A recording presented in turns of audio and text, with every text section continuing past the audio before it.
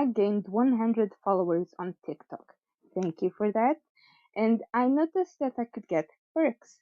I checked those perks, here categorized into three levels.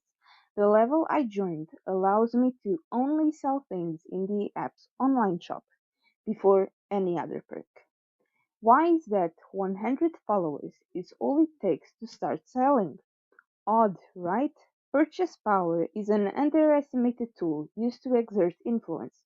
Promoting your territory as an accessible place where you can shop till you drop allows consumers to provide their data, and in the golden age of information, data is worth more than gold. Companies like Shein, Cider, Temu, and TikTok all have favorable connections with Beijing, one of the most powerful geo-economical forces in the world.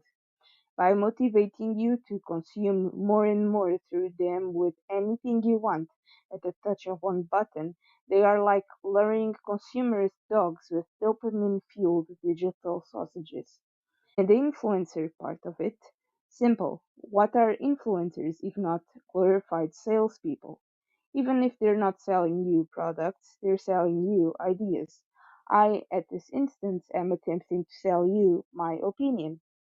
Everyone and their grandmother wants to become an influencer nowadays, and giving random people who get an ounce of attention every now and then the ability of becoming a seller allows the influential powers much greater accessibility to collected data.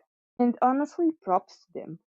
The political observer in me cannot help but approve of this.